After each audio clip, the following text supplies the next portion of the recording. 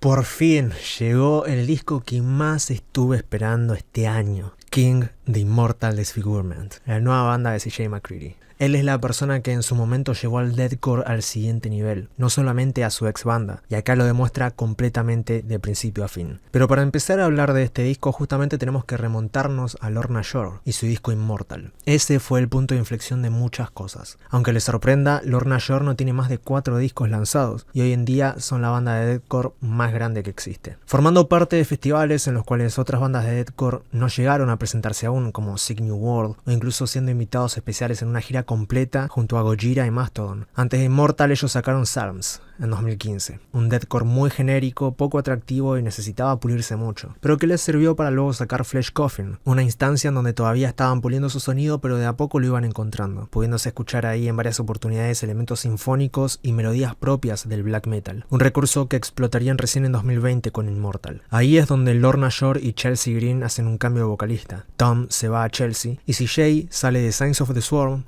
para venir a Lorna. Ya en esa banda se podía ver a un vocalista que estaba surgiendo y que tenía mucho potencial para comerse la escena entera. Basta con escuchar los primeros 2 discos de Signs para ver de lo que podía ser capaz CJ en un futuro si explotaba al máximo esa voz que presentaban aquellos discos. Al tener a alguien nuevo al frente, la composición tomó un camino muy distinto, con mucha más fuerza. Siento que Immortal fue 50% composición de la banda, 50% composición de CJ. Haya o no sido así, yo en lo personal lo siento así, porque ambos se complementaron muy bien. Lorna encontró su sonido que mantendrían hasta el día de hoy, siendo este un deathcore sinfónico con toques de black para hacerlo más frenético, y CJ se convirtió en el primer vocalista de deathcore en llevar el género al siguiente nivel, con guturales y growlings que nunca antes se habían escuchado hasta ese entonces. YouTube de repente se llenó de videos reaccionando a él y a los nuevos sencillos de Lorna Shore, comparando su voz con la de un monstruo, y ese disco, además de llevar a la fama mundial a la banda, nos dejó canciones impresionantes como Dead Portrait,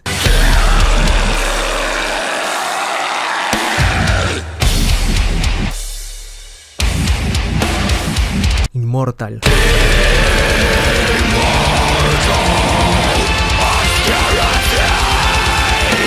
o King of Deception.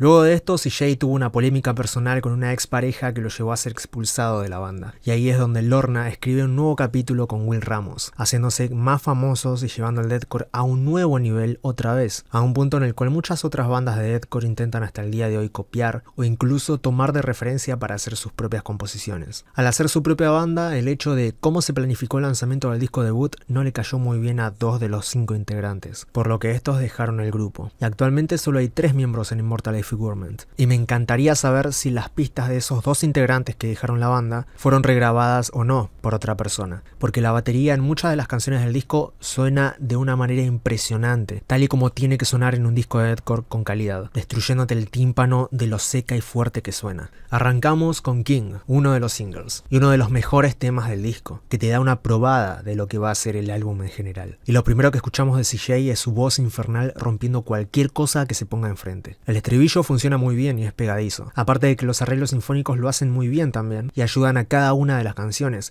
no solamente a esta, a llegar a un punto de epicidad más alto. Y este tipo de bandas, y más que nada este género, si lo querés escuchar es porque estás buscando vocales monstruosas, breakdowns pesadísimos y puntos de quiebre donde los guturales hacen mierda todo. Eso último es justamente lo que tenés en todo este disco. CJ saca su lado más extremo en las voces y no solo lo escuchamos hacer las notas a las que nos tiene acostumbrados, sino que prueba algunos tonos diferentes. No pig squeals, pero casi. Sinceramente parece que estás escuchando al mismísimo diablo. Es impresionante escucharlo en cada canción. Te juro que para mí Will Ramos es el número 1 indiscutido en esto, pero no puedo dejar de darle su más que merecido lugar a CJ, porque proyecto que toca, proyecto que lo hace crecer, o al menos más interesante. Force Feed nos adentra más en el infierno de CJ, empezando de una forma directa con un tempo rápido que se va tornando cada vez más épico y técnico, lo cual abre la puerta al primer espacio de guturales infernales que vas a escuchar en el tema, porque más adelante se va al carajo, zarpado. Me hace acordar mucho a King of Deception o el final de Dead Portrait, la ejecución de esos guturales. Son demasiado extremos. Crimson Vision tiene los breakdowns más salvajes, acompañados de voces totalmente destructoras. Ambos recursos se apoderan completamente de la canción y terminan el tema juntos, de manera más que satisfactoria. Sin lugar a dudas es de los mejores temas del disco y presenta un poder de ejecución muy atrapante. Cada riff,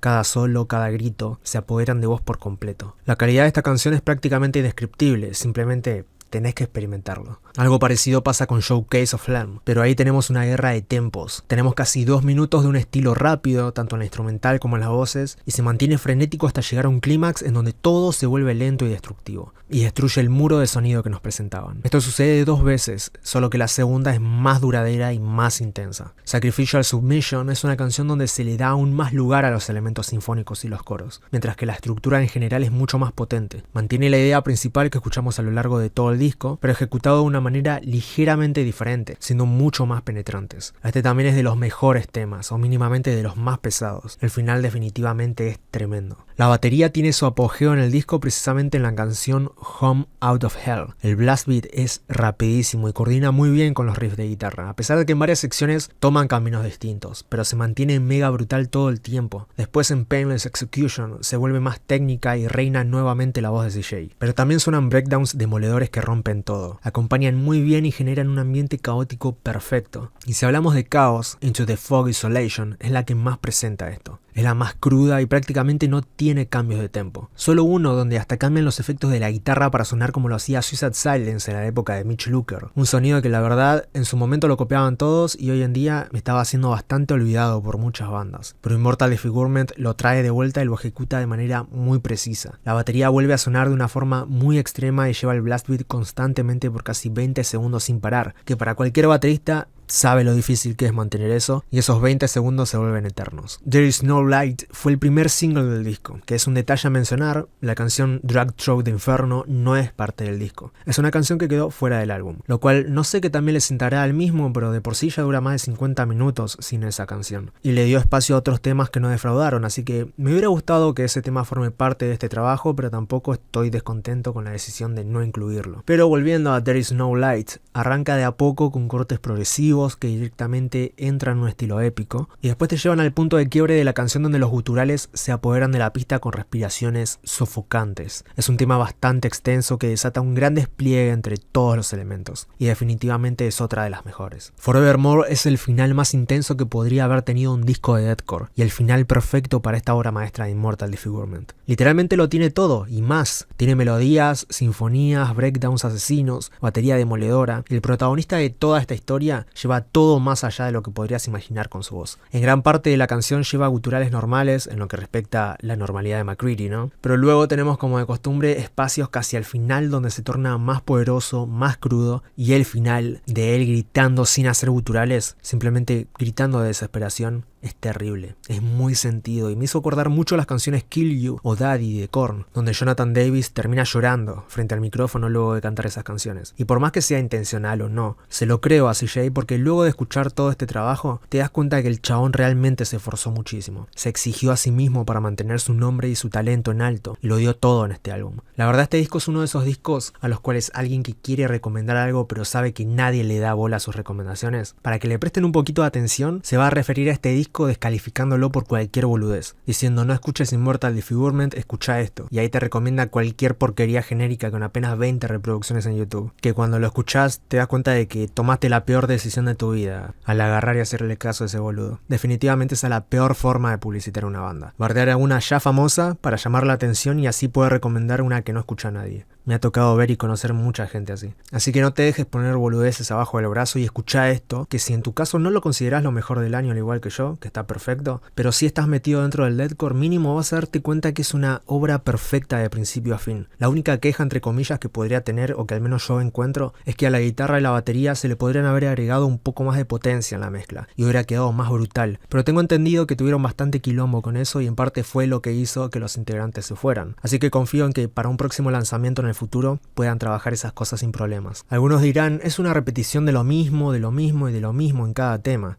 por los guturales que suenan a cada rato en cada canción. Y la verdad te digo lo que dije anteriormente. Si estás escuchando el nuevo disco de CJ McCready, lo haces para escuchar al chabón largar los guturales que él bien sabe hacer, no por otra cosa. Yo me sentiría estafado al escuchar una banda o proyecto de CJ en el cual no haga voces guturales o infernales. Imagínate, agarrás y decís, bueno, voy a escuchar a uno de los mejores cantantes de deathcore de la actualidad. Pones el disco y se te pone a cantar como Alejandro Sanz. Déjame hinchar las pelotas, amigo. Estás acá para escuchar esto. Y no solo esta, sino cualquier banda de deathcore que mezcle arreglos sinfónicos y riffs de black metal es para escuchar lo que te ofrece este disco por excelencia. Por lo que de momento no me queda más que disfrutar al máximo este nuevo trabajo de CJ y dejarle un merecido 10 como puntaje. Cuéntenme ustedes qué opinan de la vuelta de uno de los mejores vocalistas de deathcore, de la calidad de su banda, de la calidad de sus integrantes, y nos estamos viendo en un próximo video.